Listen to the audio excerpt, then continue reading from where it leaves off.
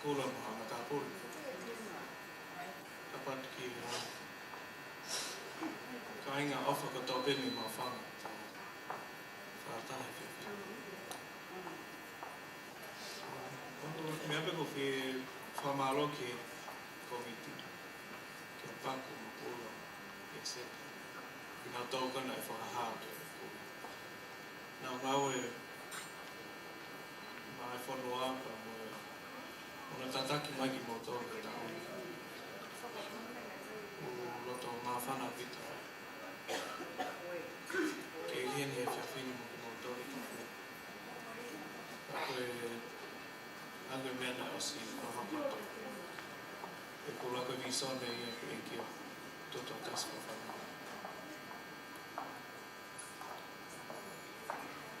poi kapana ya ha che venga tauni te o mai mi tong ma poi tau per me che fumba che ana ko mo no foi a te aro ko ke na hi kana ta ko ko i tonga i tai i he tu ku pa mo ko ma ko ko fa na mai te o ko si o ma ba e me no ta te fito ki ta i hako fono ko tu ku ya ko ia na fa ko po que no tahu ko ni me no i ta ko tui a mo fa amo ta tahu ke mo me no ko e ka wi ai me ta ka ve i ka mata mai ko no tahu ke me no ka okay foki ai ngahi makatu unga me no to ke ta fa to ulu aki ke bini no i ka ke foki ke fina ke kau ua ke bini no fina ke ako ai ke me ai i ko ni mo to mai o folo ta mai ta fehi ke mo nga mo ui mo taimi o mo whanau ke mo tāsi pinga le leki na mo boia. Koe whaunga mau inga taha pe te tau lawa tokoni aki tō hakotu. Kau ku kau mai ki ai mo ui le lei. Koe ko mea tā awhai ka pati tā tau te tau.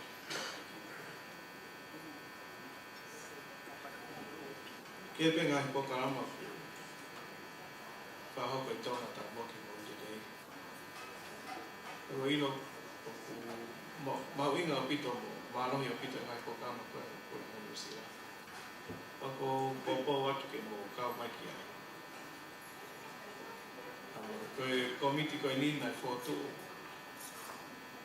ke wuki ake tau kai a.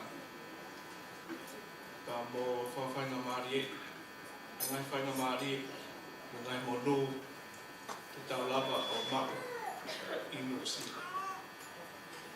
Whawha mai e ngai lewa ke hangi ko kore ana wharahi National Government, Whanai Council o my cities, ko mai kau. Ko koe ka pau ki aha mea mau inga te lava o lawe atu ki ai. Whekau atu ka mo whengau ake koe me komiti. Mō ngā wei, a tō komiti, anko e se tā. E ngā whainga maari e, te tau lava ma, wapa te tau, whengau e ake, mō ngā whatau. Ko paku e ne whawhanga family. Ko whamaloka paku. Ma time lahi ki. Tau whakataha ka me komiko ni pōpō o i ko paku peo mo whio ka mai o tonga tau o whamaro ki ai ni mau taimi ke mo mahini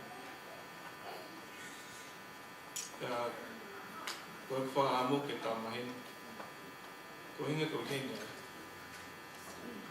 ke tau whio ke peha aho mo whakmai ki tonga o mantu i aku mo tonga atu mo hapa whahama mo hingo apa mo peheko i la mo tonga e mo nofo e tonga mo nofo mo tonga ka koe o hinga te kakao mai mi tonga ko te hau ke upsio ata mamata ke mo tonga ka ko mawhana o pito ke o iheni he whiawhini ke o pepino nau tai ui ka whawhiwhia o pito ke o ilo ki ai na te heni i ngai pokarama ka mo toko lahi mai whahama e mono tō mo whikau mai o whanaro atu mo toko tō pe mo lau o nei te tia koe ngahi mea nai lava he tau ni ko tu mahau mo osi i la ko tō pe koe ola e tau ngā oe ma o tau tanga pilinisi ko tau whaahama na tau ko ko whiwhia o pito ki au ki na motu whaila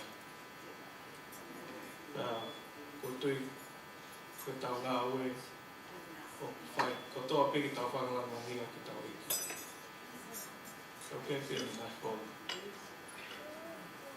hanga mai ngā hinga oe ko tutoke tau o o ilo pe koe ni i koe ni nā whuaka kape ngai tau ngā o popo lahi mai ki nā tau me hia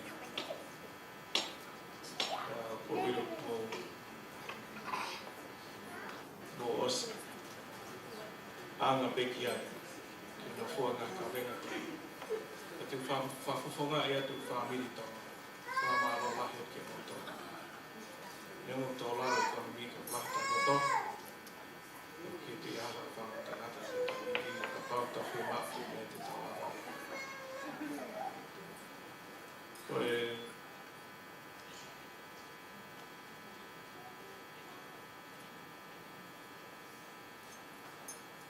koe me whaosi pe ko whi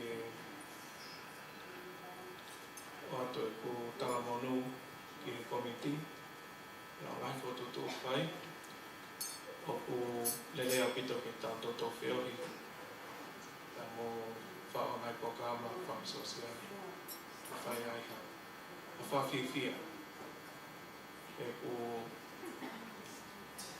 tāra haro pe tau kāinga o tau kāinga tai mōta whātaha ke hini ke o hinga kāinga ka te nofo pe i api Pe nofto taha pe alo whi pārangi pa te tāra rewa o te kāinga mo taha. Tō taha pe te kāinga o roaki. Te hoka ki te toto, ka ua. Koe mahini koe nofo whaka taha whi ofo whanu. Ko whi whia pita ke o. Ke o lava o sio atu. O ke mo ui pe ma whama o karanga. Tau ke nofo whaka taha pe. Ko pe popo atu pe ki he hanga pe tau nofo. Tau ngahi ngā aue ku hanga mai. Mo ngā whotutu koe ni hamanaki atu i te komiti o popo rahi atu kia. Whamanata pe ki komiti o kiko ha Piki o hinga ngā poka mai koe ni ki tau tāna ko ala. O hinga pe ki tau Kata, o whio. Ka ia hanga ta mōre re tau ni whawhoki re kakai. Ko iai ko ki e whi wharolo e tau taimi.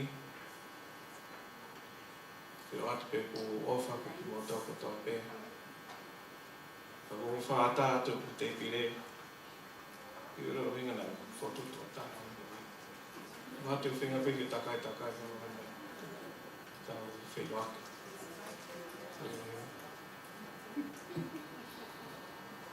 me panga na kiki ha me area ai kauta me ko ni mau ina ko pege tama ki fasta ta fa fifia ko